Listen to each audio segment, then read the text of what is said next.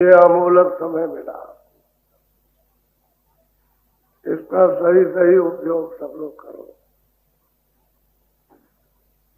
ये मालिक से मिलने का एक रास्ता है, सीधा है, सच्चा है, और अपने घर में यानी मर्द रूपी मकान में जो तुम्हारे पास चीज है वो तुमको तो मालूम होना चाहिए।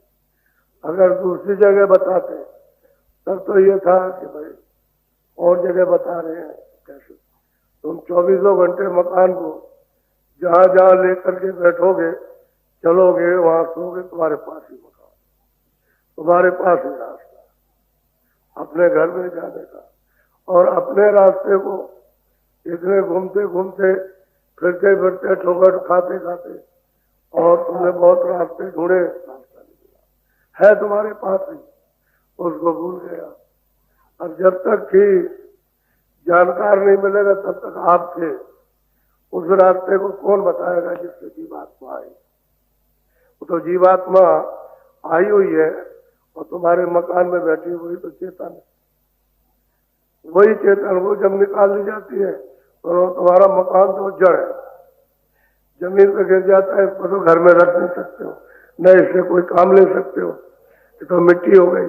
इसी से जानकारी होना चाहिए कि जो मुझको इसमें ला करके उसने बंद किया और वो उसी रास्ते से निकाल ले गया। तो आपके पास आने का भी रास्ता और निकलने का भी रास्ता, उसी को खोजना चाहिए कि भाई मेरे मनस्वरूपी मकान में जीवात्मा के निकलने का कौन सा रास्ता है, वही सच्चा आपको ज्ञान है। और ये इंद्रियों के दरवाजों पर बाहर की चीजें इकट्ठा कर ले कोई ज्ञान थोड़ी है। ये तो शरीर रक्षा के लिए साधन सामान सामग्री जिसको स्वस्थ रखने के लिए आपने इकट्ठे की, तो ये खाली हो जाएगा तो ये सफा रह जाए, काम आएगा। इसलिए किसी को इधर उधर शंका करने की जरूरत नहीं है। रास्ता न पूरब में है न पश्चिम में, न उत्तर है न दक्षिण है, न वो जल में मिलेगा न थल में मिलेगा, न वायु मिलेगा न आकाश में, तुम्हारे मनुष्य मंदिर में है। जो कहते हैं मंदिर में जित है, ये चर्च है 24 घंटे, वो अपनी आवाज इन आत्माओं को बुलाने के लिए दे रहा, तो उसी की जानकारी आपको करना, उसी के लिए आपको खोज करना कि वो हमको रास्ता मिल जाए जो हमको खो बैठे। और जब तक रास्ता नहीं मिलेगा तब तक कितने युग और बीत जाए, कितने सतयुग त्रेता युगों के युग खत्म हो जाए, लेकिन आप वापस हो जाए, यही भटकते रहो। एक मोटी चीज है, इसलिए मैं आ गया था क्योंकि नामदान देना है। आज तो समय हमारे पास और आपके पास भी कम है। आज 19 तारीख अंतिम दिन है, तो लोग जाने की हम तैयारी करेंगे, तो जाने की तैयारी में तो आना और जाना, तो सब लोगों का समय उसमें चला जाएगा। इसलिए सत्संग थोड़ा सा पहले रखा कि पहले इनको सुनने को मिल जाएगा। ये बात है कि आपको अपने अपने घरों में जाकर जो भजन का रास्ता आपको बताया या पहले दिया, आप दिया, उसका भजन हर रोज करो। एक बात ये निश्चय करो कि मुझको अपने मकान में मनुष्य रूपी तन में रोज बैठ करके भजन करना है घाट पर, और आंखों के ऊपर घाट है। यही अपने मन को और बुद्धि को, चित्त को रोक करके और सूरत का, जीवात्मा का साथ देना। जैसे ही आपने साथ दिया वैसे ही आपका काम इस मंदिर में कमाई का शुरू हो जाएगा। जब कमाई तो फिर आपको मिलने लगेगा। जब कोई चीज मिलेगी वही आपकी, वही जीवात्माओं की होगी, तो उससे सुख मिलने लगेगा, उससे आनंद मिलने लगेगा, उससे ठंडक मिलने लगेगी, उससे ज्ञान मिलेगा। और जब दरवाजे में बैठ करके आप कमाई नहीं करोगे और कुछ नहीं मिलेगा तो फिर क्या करोगे, भटकते रहोगे।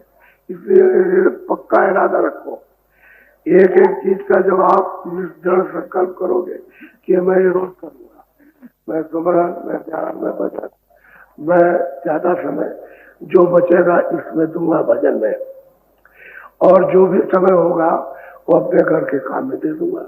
लेकिन काम में देते हुए मालिक को याद रखो।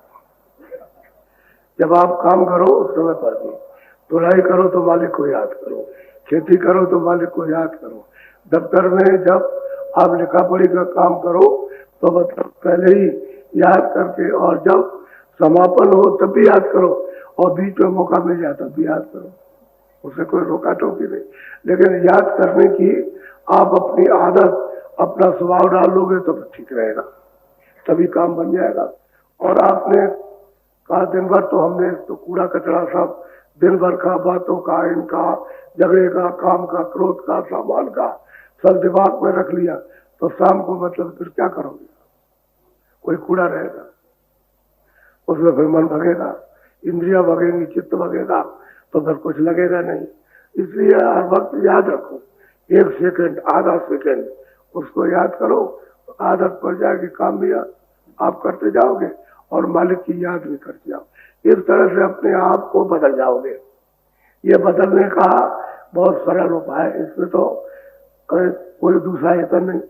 अब एक खेत में काम कर रहे हैं, मालिक को 1 सेकंड याद किया, फिर अपना काम कर लिया, फिर 1 सेकंड याद किया, फिर काम कर, याद करते रहो।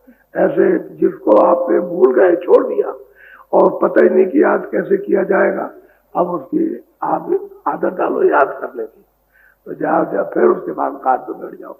जब जब आपको मिले तब तक उसको देखने के लिए, सुनने के लिए काट में बैठो, और मन बुद्धि को चित्त रोक कर, तो देखो कितनी जल्दी काम होता है।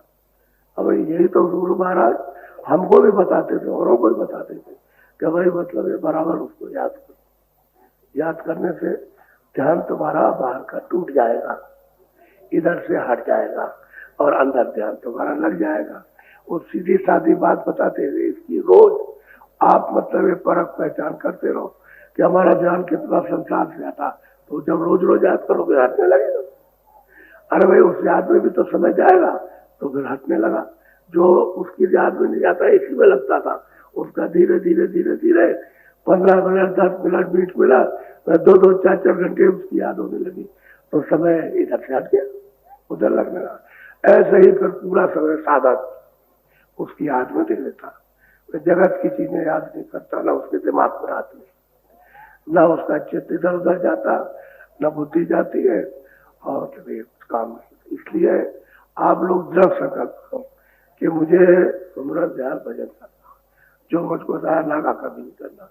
रिश्तेदारी में जाओ तो वहां भी आपको नागा नहीं करना। चले गए आप बाहर मैदान में, कहीं भी लोटा लेके चले गए तो समझते गए भाई लोटा लेकर बाहर गए, वहां बैठ गए। कहीं भी उतना काम आपने 10 मिनट, 15 मिनट, 20 मिनट आपने कर लिया, और फिर वहां से चले। रात को जब सोते हो तब तो रिश्तेदार आपके पास नहीं रहेंगे, तो लेट करके कर लिया, जब वो सब सो गए तो बैठ के कर लिया। करने वाले के लिए कोई जगह काम नहीं, और तभी साधक इसमें सफलता प्राप्त करता है, उसको सफलता हो जाती। और कुछ नहीं करो, बोझा छोड़ दो कि नहीं मतलब हम नहीं करेंगे, हमारा तो गुरु महाराज करेंगे। अरे भाई तुमने जो कुछ किया है उसको तो थोड़ा सा यत्न करो कि शुद्धि सफाई हुई हो जाए। अब वो सब डालते हो हम नहीं कुछ करें, हम नहीं कुछ करेंगे, तो ये तुमको खुद को धोखा, अपने आप को धोखा, क्योंकि तुमने उनकी बात नहीं मानी। बात मानो तब तो करने लगो, और वो कहते हैं करो तो फिर कहते हम नहीं करेंगे, उल्टा हो गया ना, आदेश का उल्लंघन हो गया। तो फिर भक्ति कैसी रह गई? भक्ति तो कुछ हुई नहीं, प्रेम तो कुछ रहा नहीं, वो तो अप्रेम है। जैसे कोई अज्ञान आदमी आया कि तुम ये करो हम नहीं करेंगे, तो उससे तो कोई प्रेम है नहीं है। तो प्रेम जिससे होता है उसकी बात मानी जाती है, और उसी का नाम, जो बात मानी उसी का नाम भक्ति है। तो यह है कि मालिक को याद करना, और तुम मानते हो यही भक्ति है कि भाई मालिक को याद करना, बात माना। कहते अच्छा साधन करो, तो साधन करने लगे, बात को मानने लगे, भक्ति, यही तो भक्ति है। और भक्ति किस बात की? राम तो कुछ आएंगे नहीं बताने, कृष्ण आएंगे नहीं, या ऋषि मुनि तो आएंगे नहीं बताने के लिए। वो तो उस समय के लोगों को जो कुछ भी बताना था बता दिया, आप तो चले गए, और अब आप आए तो आपके सामने कोई चाहिए बताने। ये सब चीजें बहुत बारीक और मोटी है, उसको आप लोग सबके सब ध्यान में रखो। और जितना तुम झगड़े झंझट से दूर रहो उतना अच्छा रहेगा। विवाद में मत पड़ो, ऐसी भावना रखो कि मतलब हम सबका आदर करते हैं। जब आदर करने की सबकी भावना सबके प्रति होगी तो लड़ाई झगड़ा अपने आप खत्म हो जाएगा। वो एक वक्त देगा, दो वक्त देगा, ये तो भाई सबका आदर करता है, कोई भी है सबका आदर, तो फिर सब लोग उससे प्यार करने लगेंगे, उसको अच्छा कहने लगेंगे, तो झगड़े झंझट से दूर हो जाओगे। और साधक को क्या चाहिए? झगड़े झंझट से दूर रहे ताकि वो अपने मालिक की याद में रहे। यही समय मिला उसको थोड़ा सा जवानी का, बुढ़ापा आ गया तो क्या होगा? अब आप पहले ही सोच लोगे जो बूढ़े हो गए वो क्या कर सकते? तुम जवानी में कुछ कर भी सकते हो, तो वो तुम झगड़े झंझट पे लगा दोगे तो तुमसे भजन ध्यान या सुमरन क्या होगा? इसलिए इससे बचो। और झगड़े झंझट ये जगह जगह अपने अपने स्वार्थ के लिए सब विखात खड़े, जगह जगह खड़े, तुम उससे बचो। तुमको भाई मालिक को याद करना, बात खत्म हो गई। गोस्वामी जी महाराज के ऊपर में आफत हुई, आफत हो गए। काशी में उस समय पर यानी शास्त्र जो लिखे थे, चाहे हिंदू लिखे हो, चाहे मुसलमान ने लिखे हो, चाहे जैनियों लिखे हो, चाहे और किसी ने लिखे हो, ईसाइयों लिखे हो, वो तो मतलब ये लिखे हुए थे। तो सब लोग ये कहते हैं हमारा मत सबसे ऊंचा, हमारा मत सबसे ऊंचा, हमसे कोई ज्यादा ज्ञानी नहीं, हमारी पहुंच से हमसे ज्यादा कोई नहीं जानता। सबको अहंकार अपने अपने मत का, लेकिन सब ढेर है, वो मिट्टी का ढेर है, कुछ नहीं पता। ऊंट कहता है कि हम सबसे बड़े, जब वो गया पहाड़ के नीचे तो गया, पहाड़ तो बहुत ऊंचा, हम तो सोचते थे हम ही पड़े। ठीक ऐसा ही है। तो काशी में सब विद्वान, एक एक जितने भी विद्वान नामित है, सब इनके पास गए और सब जाकर के टकराए।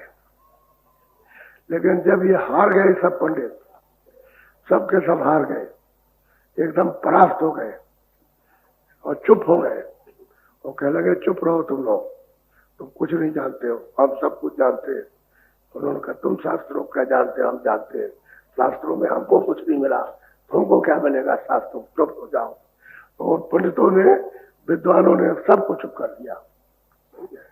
जब चुप किया तो क्या कहने लगे सब लोग, ये भी नास्तिक हो गए, ये पंडित भी अब नास्तिक हो गए, समझ गए? उनका रंग रोगन पे चढ़ गया। और विद्वानों को काशी के वासी कहते ये नास्तिक, इनके पास कोई बच जाओ, पंडितों के पास। जब उनको कोई चीज मिली तब इनको चुप करना चाहा, तो मतलब है इनके कोई नहीं गया, इनके पास कोई नहीं सवाल। अब ये तो सब अपना लग गए, इनको तो वस्तु मिल गई। तो जैन मत के लोगों को समझाया कि आपका मत तो बहुत ऊंचा है। तो जैन मत के पूछे, उनसे प्रश्न कर लगे तो बताया, समझाया। आप जरा गोस्वामी महाराज की चीज को सुनिए ध्यान से, बोलो, बहुत ध्यान से सुनिए। इन सबको उत्तर दे रहे, सब पंडित बैठे, सब जैनी बैठे और बहुत से मुसलमान बैठे हुए, और ये तकी मियाँ वहां मौजूद है, मस्जिद से, हाँ वहां मौजूद है। वहां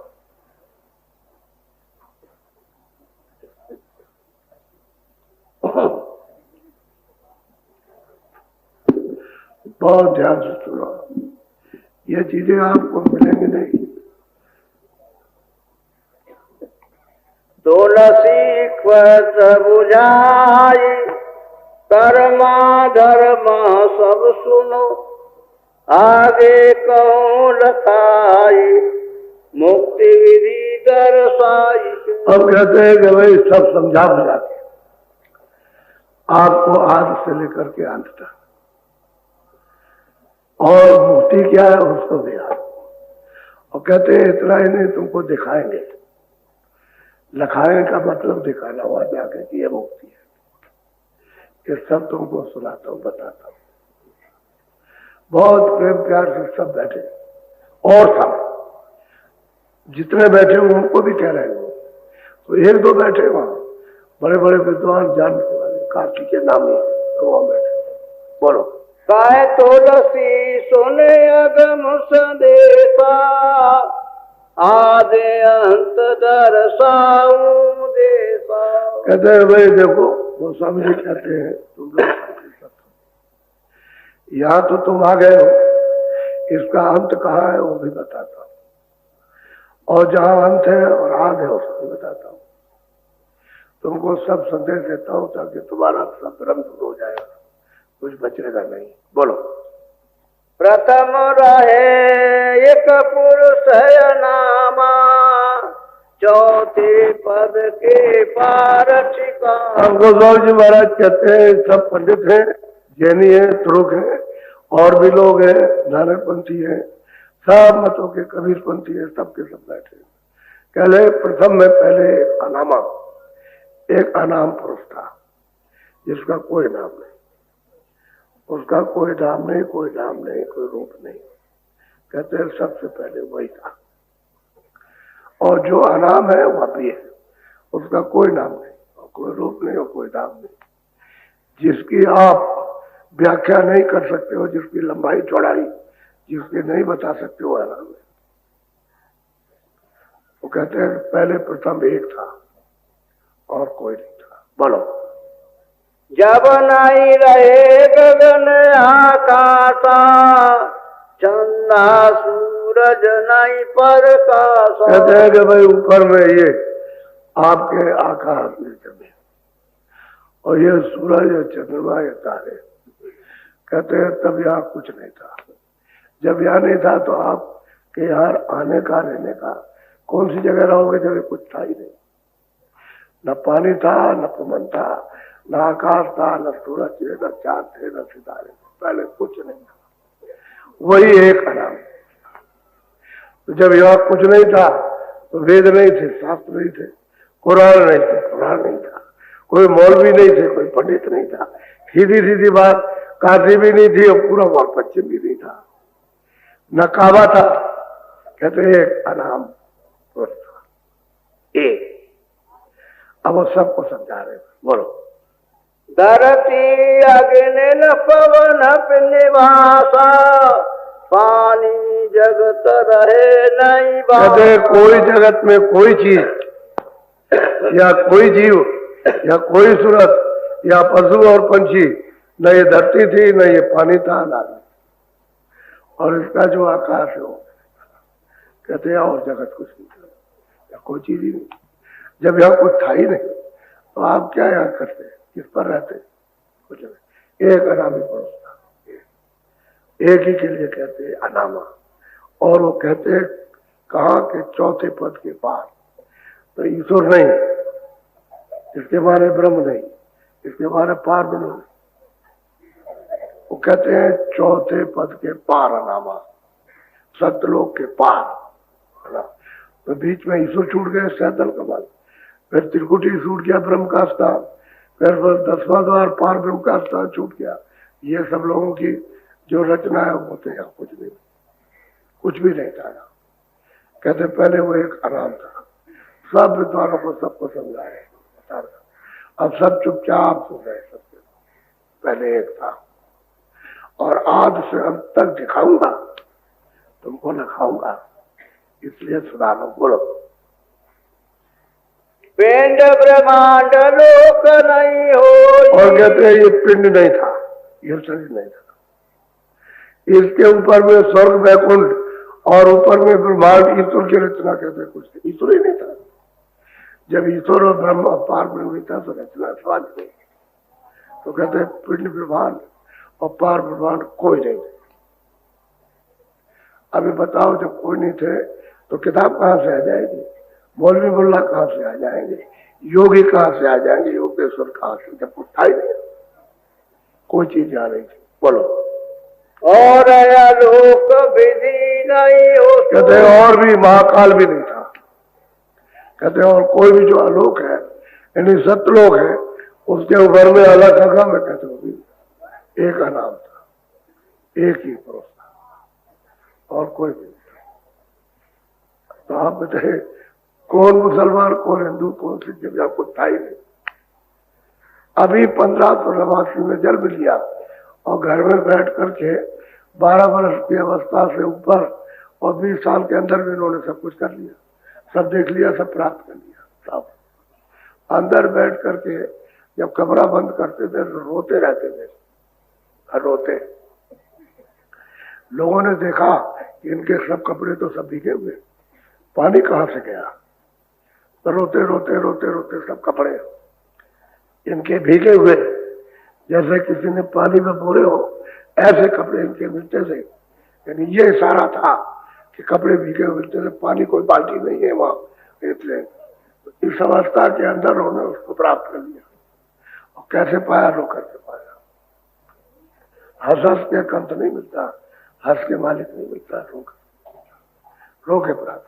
अब वो सब बता रहे गए। पहले तो अरे मुल्लो पंडितो, अरे जैनियों कोई नहीं था यहाँ, तुम यहाँ कहा हो, तुम थे ही नहीं आप। बोलो। चौथा पद रचना नहीं ठानी। और वो कहते हैं कि चौथा पद यानी सतलोक पद, जहाँ सत्पुरुष रहते हैं, जिन्होंने ये सब कुछ उन्हीं का, ये सब कुछ है उन्हीं का पसारा है। कहते हैं चौथा पद भी नहीं था। और ऊपर में चौथे पद के ऊपर अलग पद है, वो भी नहीं था, अगम पद है। एक अनामी था, वो एक ही था। और जैसे पहला था वैसे अब भी है, वैसे उसमें जरा भी कोई फर्क नहीं। जैसे पहले था वैसे अब भी उस तरह का, उसमें कुछ पहले कुछ नहीं था, एक ही था। बोलो। ताके आगे पुरुष और वो कहते हैं कि उसके आगे अनामित। अब वो अनामी धाम की कोई पैमाइश नहीं। कितना लंबा सागर, कितना लंबा महासागर, उसको कोई नहीं नाप सकता। न किसी ने नाप पाया और न किसी ने, संत ने कहा, संत वहां गए, वहां से यहाँ आते हैं, उन्होंने भी नहीं कहा भाई उसकी लंबाई चौड़ाई और वो कैसा है, ये कोई नहीं नाप सकता। कितना बड़ा है, क्या है, क्योंकि ये सब चीजें वहीं से निकली, क्या तो पता नहीं। बोलो।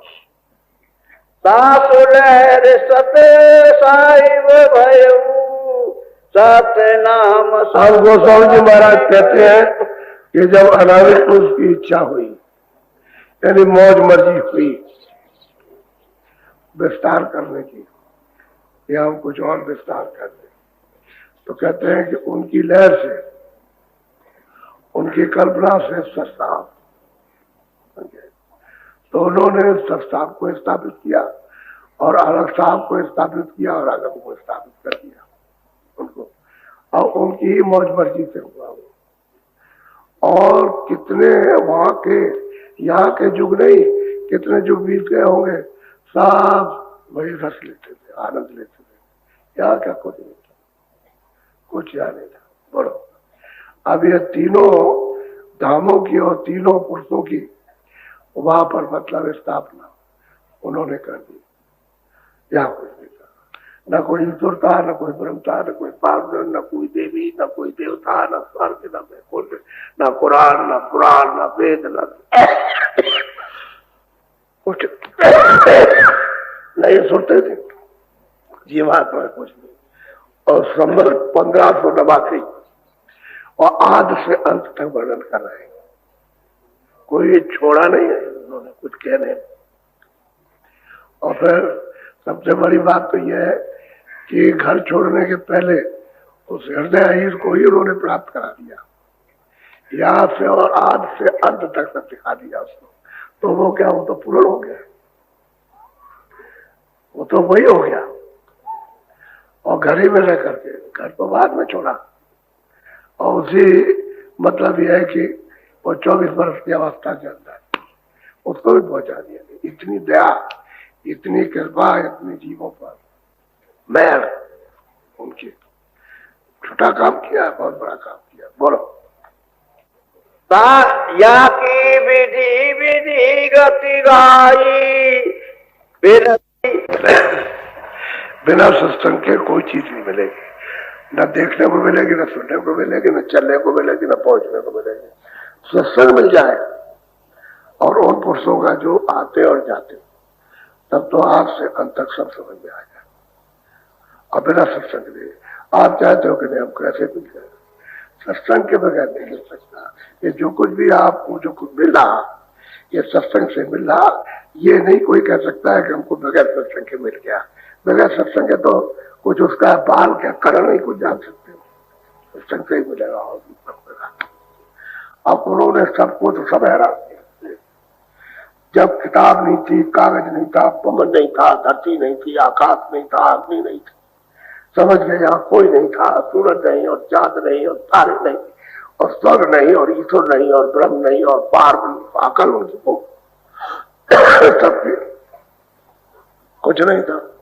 कह लगे जो ये बता रहा हूं सब दिखाऊंगा तुमको, ये उन्होंने कहा, इसलिए बुलाया तुमको दिखाना है। वो जो किताब लिखी थी दिखाने के लिए लिखी थी, तो तुमको ये सब चीजें दिखाएंगे। अब इनके पास लोगों के अब ये तकीमिया मजिस्ट्रेट ये नहीं जा सकते, ये अपनी जगह पर पहुंच गए और जितने पंडित, जितने जैन भाई, जितने कबीर मत के सब लोग वहां पहुंच गए और उसका आद से अंत तक विस्तार कैसे हुआ उनकी मौत से, अनामी पुरुष की। अब भी अकेले ही वो जैसे पहले थे वैसे अभी है, उन्हीं की इच्छा से ये सब हुआ। अभी बहुत दिनों तक रचना रही तो सतलोक से सतपुरुष, अब ये सब उनका रहेगा, सतपुरुष की रचना है।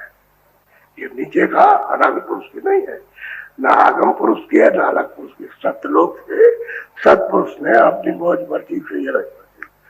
तो सतलोक भी तो सागर है। तो बात यह है कि अनामी पुरुष उनका निज रूप है, अलग लोग पे भी रूप है, आगम में भी है, तो वो तो उन्होंने के लिए सब। बोलो या हो सत्संग कहो सब लेखा, खुले नहीं हृदय से दे। अब वो कहते हैं कि भाई सत्संग मिले जैसे हृदय को मिला, वो मेरे पास आता जाता रहा, सेवा करता रहा और सत्संग उसको मिल गया। मेरी रहनी सहनी वो सब जान गया, उसने मेरी बना दी कि जैसे मैं रहता सहता हूं। तो कहते हैं जब उसकी आंख खुल गई तो सब उसने देखा। पहले उसको कहते हैं हृदय में सब देखा, हृदय को पहले मिला, इसने देखा उसको। सबसे कह रहे हैं जिसको तुम मारने जा रहे थे ना, ये मार दो, जान से मार दो, इसने सबसे पहले देखा। जब नेत्र खुल गया, आंख खुल गई, कान खुल गए तो सब चढ़ के देखता। तभी तो तकीमिया को उसने उपदेश किया था। वो क्या कोई डरता था? वो शरीर से बाहर निकल गया, वो क्या डरेगा? वो किसी की मौत उससे डरता हो तो मौत से निकल गया, उसका कोई क्या कर सकता? वो किसी से नहीं कुछ डरने की बात। बोलो तुलसी पूछे बात, अर्धरात्रि कस आइया, करिया कई विख्यात सहनी के संग में। और सबसे बड़ी बात यह है कि स्त्रियों में भी हलचल हो गई। ये भी उन्हीं के साथ, पंडितों के साथ, जैनियों के साथ ये भी आ गई। स्त्रियों ने अपने पतियों से पूछा कहाँ गए थे, तो कह लगे मैं वहां गया था नदी के किनारे, और जिसका ढंढोरा पिटा था कि वेद कुरान पुराण ये नहीं मानता, गंगा जमुना, उसके पास गया था। तो उन्होंने पूछा क्या है, कह लगे कि ऐसी चीज भी है जो कहीं नहीं कभी मिलेगी नहीं। तो वो तो बेचारी दान पुण्य करती थी, स्त्रियां धनाढ़ थी, तो दान पुण्य करती थी, तो पकी हुई थी। कह लगे तो तुम हमको बगैर हमारे हमको क्यों नहीं लेकर के गए? अब उनको आग लग गई। तो वहां मतलब यह है कि गए जाकर के दर्शन किया, जिसको जैसा मौका मिला अपने अपने पतियों से चोरी करके और चले गए। वो गए और जाकर के उनके दर्शन किए और उन्होंने सब कुछ जो कुछ कहना था कहा। गोस्वामी जी महाराज ने सुना और उनको बैठाल के बता दिया कि ये रत्ना है, तुम जाओ घर में करो जो कमाई करना, यहाँ आके सुनाना, जाओ। उनको बताया और उन पर कमाई करने लगी। वो पूजा पाठ तो अलग कर दी उसी वक्त, छोड़ दिया सब, अब इसमें लग गए। असली पूजा तो ये थी मनुष्य मंदिर की, कि घाट पे बैठ के जीवात्मा को जगा देना। असली पूजा जब आँख खुल गई तो देखने लगी। अब वो देखती ऊपर, ये कुछ नहीं है, ऊपर कुछ और है, ये कुछ और। अब उनको ये हुआ संसार धोखा। अब साधन करके स्वर्ग देखा, वैकुंठ देखा और ऊपर में देखा और ईश्वर का दर्शन किया, ब्रह्म का। अब इनको बेचैनी हुई कि चले बता दें चल के, तो किसके साथ जाए रात को। अब इन्होंने शाम को ही समझा कि सवेरा हो गया। तो दो औरतों ने बातचीत की कि हम चलेंगे लेकिन आधी रात में चलेंगे, अभी तो इस वक्त मौका नहीं है। और शाम से ही तैयारी की, तो आधी रात के पहले पहुंच गई और वहां चिल्लाने लगी जाकर के। वहां तो वो निकले, तो कहा भाई तुम रात को कैसे आई हो, क्या कैसे चली आई। तो उसने कहा कि मैं इनके साथ आई, इसने कहा मैं उनके साथ आई। दोनों ने बताया। अब वो तो उसको अपनी बात कहनी थी, मौका ढूंढ रही थी। उन्होंने जो पूछा उसका जवाब दे दिया और फट से अपना कि कारण हमारी प्रार्थना सुन लीजिए। बोलो। तुलसी कहे सुनो तुम बात, कस आई तुम आधी रात। तुम इतनी दूर से चल करके आधी रात में यहाँ कैसे आई। बोलो बोलो। करिया सैनिक कर जोड़ा, तुम्हारे दर्श को मन मेरा ठोरा। कहते हैं कि भाई मेरा मन तड़पा कि आपका दर्शन अभी होना चाहिए, तो मैं आपके दर्शन करने आया। ये उसने इतना जवाब दिया। बोलो। अब कारज सुनो स्वामी, तुम मोहि दीन सुरति से। मेरी एक अर्जी प्रार्थना है कि जो मुझको आपने सुरत और शब्द का रास्ता जो बताया, तो वो मेरी बात को सुन लीजिए। मेरी सूरत ने शब्द को पकड़ा, शब्द सुना, दोनों आंखों, और फिर ऊपर चढ़ी। ऊपर को चढ़ी तो जैसे चढ़ी तो आंख खुल गई, तो मैं सब देखने लगी सब। अब ऊपर तो खैर अंधेरा है नहीं, वो तो अंधेरा इतना ही है बस। जहाँ कर्मों का बोझा लगा हुआ बस वो अंधेरा। ऊपर आंख खुल गई तो देखती है उजाले उजाला। वहां सूरत तो ये है नहीं, न ये चांद है, न ये तारे, न इस तरह की सुबह है, न शाम है, कुछ। अब वो कुछ और कौतुक वो देखने लगे तो कहते हैं कि स्वामी मैं अर्जी अपनी लेकर के आया। वो सुनाने लगी। बोलो। सूरत से मन से दिन पाला, सो तुम सुनियो दीन करने वाले आप कृपालु है। हमने हमेशा रोज यानी सूरत तो शब्द का पूरा पालन किया, रोज में स्मृति अभ्यास किया, भजन किया और रोज मैंने पालन किया। और तो जो रास्ते में मिला वो बता रही है। बोलो। दरग द्वारे एक खिड़की, तामे होई सूरत मेरी के सामने जब मैंने अपनी आंखें बंद की और उजाला जब हुआ तो एक खिड़की दिखाई दी। उसी खिड़की में से मेरी सूरत आगे चली गई। आगे एकदम उस तार जाकर के पक उजाले में एकदम जैसे कोई आंख बंद करके ले जाए और उजाले में आपको खड़ा कर दे, तो आपको ये क्या तरह ऐसे ही मुझको खड़ा कर दिया है। बड़े मैदान में रचना क्यों है, तो मैं सब देख रही हूँ। पहले वो खिड़की मिली, वो दिल के बराबर खिड़की, बस उसमें होके सूरत में आगे बढ़ गए।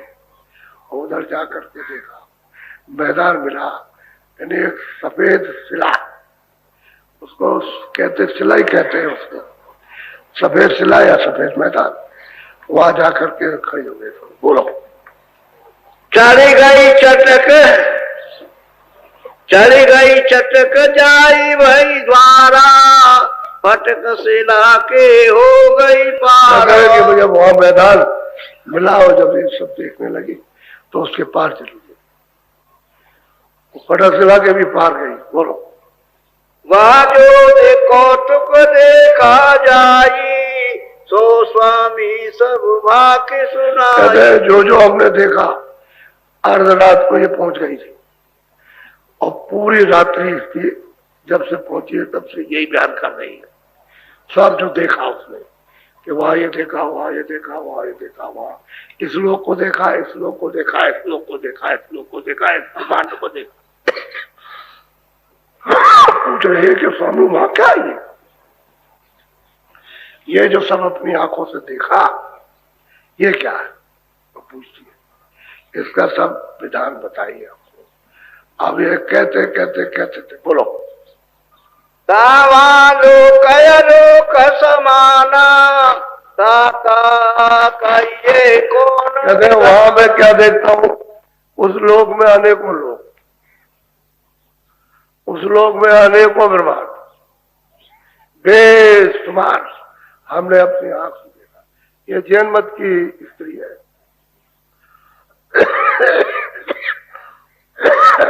इसके पति पहले आ गए थे और ये पीछे से आई। कहते हैं उसका सब उसका हवाला बताइए, क्योंकि पहले तो उसने कभी देखा नहीं था। अब कृपा हो गई। कहते हैं आप दिनों पर दया करने वाले दयालु, दया के सागर, और सब जो हमने देखा वो सबको बताइए। उनको देख रही है, अपना सब सुना रही है। आप क्या मतलब इसी वस्तु के प्राप्त करने के लिए आपने जन्म धारण किया था और उसकी खोज आपने नहीं की। ये तो मनुष्य मंदिर है, इसके पास इससे वो करके तो सब कुछ मिलेगा, और इसको छोड़ दिया तो इंद्रियों के अंधेरे घाट पर आ गए, भिखारी घाट पर, और वहां आनंद खोज रहे हो। आनंद वहां कहाँ मिलेगा? बोलो। ताके परे अधर रस देखा नहीं ता लोक अलोक। अब वो कहते हैं कि एक लोक में अनेकों अनंत को लोग हैं जो गिनती में नहीं आ सकते। उसके परे जो सबका आधार है उसको देखा, वहां कोई लोक नहीं है, कोई भी लोक नहीं है। न अंड है, न पिंड है, न ब्रह्मांड है, न पार ब्रह्मांड है, कोई लोक नहीं। न चौथा पद है, न वो पांचवा है, न छठवा है। कहते वहां कोई नहीं और आलोक है। उसको उसने देखा। वही मतलब ये कि 25वें साल पहुंचे और 2 ही साल में हो गया। ये 2 ही साल में उनका ये काम। तो मतलब ये देखे तो वहां कोई लोग नहीं पाता था। ऐसा वो अनाम देश है।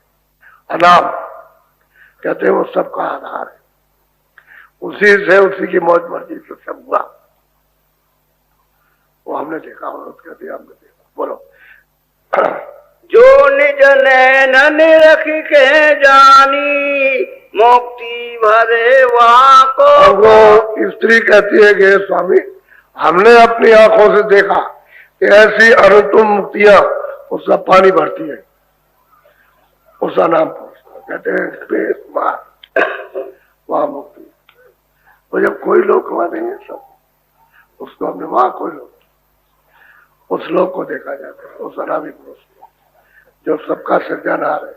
उसी के तो उस कांड में उन्होंने महिमा की, एक अनिया अनामा, और कुछ नहीं था। पहले वो अकेला ही था।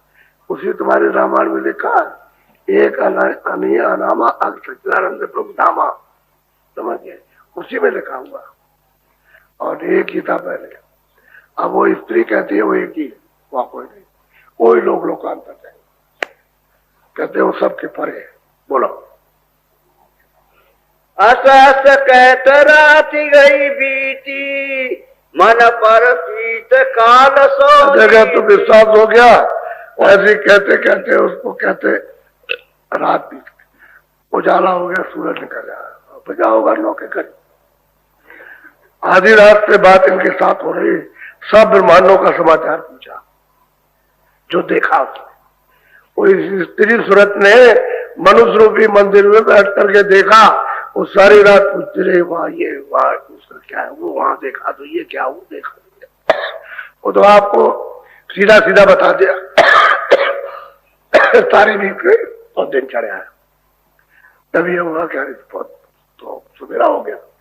वो तो दिन चढ़ आया, बात तो तब खत्म हुई, और खत्म होने वाली नहीं थी। और कुछ पूछ रहा था। सब रात बीत गई। बोलो। अब विश्वास हो गया। मैंने काल को जीत लिया। अब काल की हद के परे हो गई। अब हमारा कुछ नहीं कर सकता। काल कुछ नहीं कर सकता, निकल गई पार। इसी समुद्र को पार करके और सब लोगों को पार करके पहुंच जाए तो बस जीत गया। तो आए और जाए, आए रोज आए रोज जाए। इसलिए तो सतयुग में जब सुरतें यहाँ बैठती थी तो नाम को पकड़ के आई थी, अब नाम को पकड़े बैठी थी, रोज चढ़ जाती थी और रोज ऊपर जाती तो उतर जाती, ऊपर जाती उतर, छिन जाओ छिन आओ, ऐसा रास्ता। पहले अब तो पद प्रतीत विश्वास हो गया कि पार उतर गया। अब तो जिसे पाना था उसको पा लिया, उसका तो काम हो गया। यही काम करना चाहिए था। तो ये देखो ये है वो है, इसमें झगड़े ऊपर ये क्या है, अभी चला जाएगा सब झगड़े पड़े रह जाएंगे, सब सामान पड़ा रहेगा और सब तुम्हारी बेइज्जती को इज्जत नहीं। बेइज्जती के स्थान पर तो बेइज्जती है, इज्जत का क्या?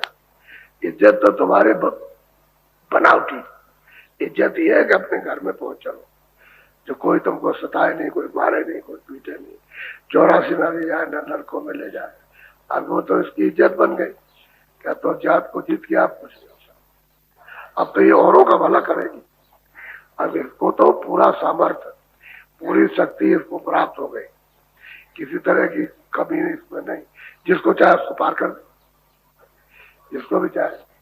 बीच में बैठ करके कई एक लोग मिले, हृदय ने काम कर दिया, उनके पास तो बाद में पहुंचाया कि मैं काम किए देता हूँ, तुम जाओ, तुम्हारा तुमको है, वही सब कुछ करते हैं, उन्हीं की कृपा से इंसान कुछ नहीं करते। तो काम कर दिया, उनके पास पहुंचा दिया। ये तो साधक इस तरह के होते हैं। साधक भी तो पूरे ही होते हैं, अगर गुरु के सामने कुछ नहीं कर सकते। बाकी तो चीज तो वही उनके पास। बोलो। बोल भयो जब आज्ञा लीनी, सूरत उठी गगन तब। अब क्या, अब तो सवेरा हुआ आगे ली, अब सूरत तो आती और जाती और आती जाती। अब क्या छिनाए छिन जाए, छिनाए छिन, काम उनका बन गया। ऐसा वक्त तभी तो मैं कहता हूँ भाई तुम्हारे आंख तो इधर है, काम तो इधर है, ये बाहर के काम है, बाहर की आंख है। ये तो शरीर की आंख है, शरीर के काम, अंदर की आंख तो अंदर है। उसका रात का अंदर इतना साफ साफ तुमको समझाता हूँ और तुम्हारी अकल में बिल्कुल नहीं बैठता। कहता हूँ भाई जब जैसे सामने देखते हो बाहर की खुली आंखों से, तुम्हारी आंखें खराब हो जाए तो तुमको बाहर का दिखाई नहीं देगा। ऐसे ही तुम्हारी अंदर की आंख खराब हो गई, उसको ठीक ठाक करा लो, उसकी सफाई कराओ तो सामने कोई जाए, सामने देखो। रास्ता तो अंदर जाने का है, समझे? वहां चलो। अब उधर तो मतलब आप कभी सुनते समझते नहीं, इसमें फंसे पड़े रहते। अब तो एक स्त्री की, एक देवी की बात सुनाई, इसमें कितनी देवी है और कितने पुरुष है। एक दो का काम किया कुछ समझी नहीं, एक दो को नहीं पहुंचा, बहुत को पहुंचाया। यही तकीमिया मुसलमान, इसको पहुंचा दिया कैसे आप ही खुदा हो, अल्लाह आप ही हो, सब कुछ आप ही हो, मालिक के मालिक आप हो, रसूल आप हो, सब आप ही हो और कोई नहीं हो। तभी तो मुसलमान कहते थे काफिर हो गया, पंडितों को कहे कि नास्तिक हो गए, ये क्योंकि उधर में ये सब चीजें है काम। अब यह है कि आपको तो इस रचना का समाचार या संदेशा आप पता नहीं, बिना सत्संग के कैसे आएगा जब तक वो जबान नहीं खोलेंगे। जबान खोलेंगे तभी। अच्छा प्रमाण न दिया जाए तो तुम्हारी अकल को, और प्रमाण देकर के समझाया जाए तब कहोगे कहा बात सच्ची। ये प्रमाण न देते इनकी बात कोई मानने वाला नहीं था, क्योंकि जाते ही नहीं। माने क्या, जब प्रमाण दिया तब तब होता है। प्रमाण तो मिलना ही चाहिए, प्रमाण सबूत है। और कहा कि किस कानून में लिखा, तो बताया कि उस हाई कोर्ट का, उसका सुप्रीम कोर्ट से एक कानून, तो प्रमाण दे दिया तो ठीक है, उसके तहत है। इसी तरह से कानून महापुरुषों के, इसने पाया होगा, हमने पाया होगा, स्त्री कहती हमने पाया, हमने पाया। ये तो नहीं कह रही कि हमने नहीं पाया, समझे? जो गया हमने पाया, तब ये कहते हमने प्राप्त किया। ये नहीं कहा कि हमने नहीं पाया, हम पहुंचे, हमने देखा, सब देखा, आदि से अंत तक, यहां से वहां से यहां तक देखा। अब वो सब साफ कहते, आप कहते किसने देखा? अबे तुम भी चलो, तुम भी देखो, तो जिस तरह से चलना है उसी तरह से चलो। अब तुम कहोगे नहीं हम ये सब ले जाएंगे, तो उधर ये नहीं जाएगा, इसको छोड़ दो, इसको है, तब तुम चलो तो अपनी चीज मिलेगी। अपना साथ सामान, अपना धन मिलेगा, अपना आनंद मिलेगा, अपना ज्ञान मिलेगा, अपने मतलब ये कि शक्ति मिलेगी, अपना मतलब अमृत मिलेगा पीने को, ये नहीं मिलेगा तो जहर है। अभी तो तुम क्या क्या मर रहे हो क्या? अरे अभी मरे जाते, जहर तो खाई लिया, बदहोश हो, तो मालिक की तरफ से तुमको कोई होश नहीं है, बस इधर चाहिए, बस अभी बस आया और कहा कि अच्छा समय पूरा हो गया, चलो तो ले जा। क्या जिंदगी का लुत्फ है? कुछ नहीं पाया। इसलिए आप, तो मैं बैठा था कि भाई आपको नामदान भी हो जाएगा, अब मैं आपको नामदान दूंगा और ये चाहता हूं कि तुम भी देखो, तुम भी चलो ऊपर की तरफ। जैसे ये लोग बन के अपने आप को बिल्कुल बंद करके और उनके पास गए और उन्होंने दया कर दिया, ऐसे बनो, बात को समझो और समझ के उसका पालन करो, बस तो तुम भी तैयार हो जाओ। अब कह तो यही बात रहे कि तुम भी देखो। अब इसमें बहुत से लोग ऊपर नहीं देख रहे, नीचे तो देख ही रहे, चल रहे। अब तुमको क्या पता कि वो पहुंच गया हो? आपको क्या मालूम? को कहने आया स्त्री कि मैं पहुंच गया हूँ, स्त्री पहुंच गई, पुरुष भी पहुंच गया, आपको क्या मालूम? वो तो पता चलता है उसकी बात से, लेकिन जब वहां पहुंचो तब तो बात सुनो, वहां पहुंचोगे नहीं बात क्या सुनोगे? अब जो गए से कौन जान सकता है कि पहुंच गए? क्या मालूम होगा? जो पहुंची वो जाने और जैसे पहुंचाए वो जाने, और जो साधक साधना करते हुए जाते आते वो जाने, और कोई नहीं जान सकता, क्योंकि तो चीज बड़ी अद्भुत है, ये सबके पास नहीं है, बेचारे बहुत से लोग आए। तो आपको नामदान देंगे। जितने भी नशे हैं हुक्का को छोड़कर, हम तो कहते हैं बीड़ी भी छोड़ दो, सिगरेट भी छोड़ दो, वो अच्छी नहीं है, उससे भी कैंसर हो जाता है। और जितने नशे हैं, नशे वाली चीजें तो बिल्कुल छोड़ दो, हुक्का पियो। यही तुमको होगा। जब इतना विकास हो रहा तो लोगों से कहो कि भाई ऐसी चीज तैयार कर दो कि उसके ऊपर में हम ढक्कन रखें तो हमारी तंबाकू में आग लग जाए, गर्म हो जाए, तंबाकू में गर्म हो जाए, तुम जोर से पानी भरे रहो उसमें हुक्के में और पियो, तर तर करके पियो, तो तुमको कोई नुकसान नहीं। और सुबह दोपहर और शाम, तो बहुत से लोग तो सुबह पीते थे, कोई आ गया तो कहा तुम भी पियो, तो उनका व्यवहार रहता था कि अच्छा पीते थे। अच्छा दिन में जब पीते थे, जब कोई आएगा नेवका दे के कोई अगर आ जाए तो दोबारा पीना पड़ेगा, तो नहीं पीते। जब कोई आ गया, कोई जान पहचान का कोई मेहमान, आओ भाई हुक्का रखा जाएगा, हुक्का पियो।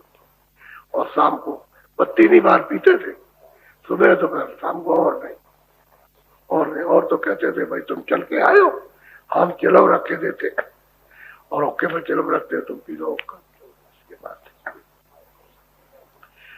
शाकाहारी रहो, शुद्ध शाकाहारी, जितने अनाज सब्जी सूखे गीले फल ये जितने भी है उनको सबको, घी दूध आप खाइए, को अच्छे कोई बना, अच्छे कपड़े पहनो, अच्छे मकान में रहो, अच्छी झोपड़ी बना लो, उसके लिए को शाकाहारी रहो, असुधार मत करो किसी भी आदमी का।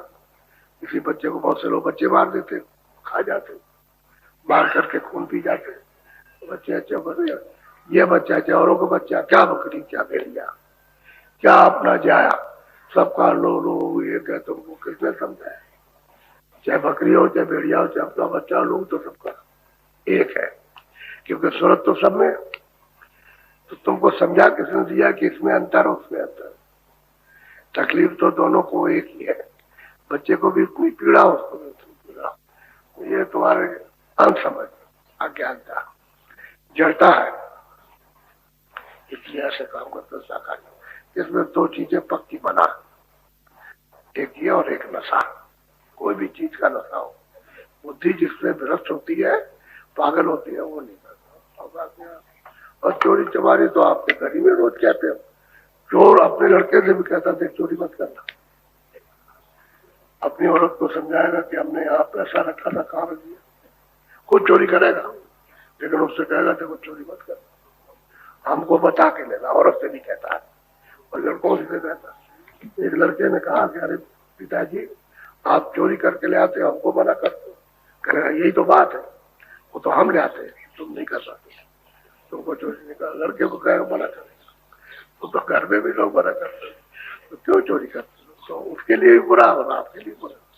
वो तो बुरी चीज तो बुरी सबके लिए, उसके लिए कोई जाए थोड़ी है कि चोरी करते।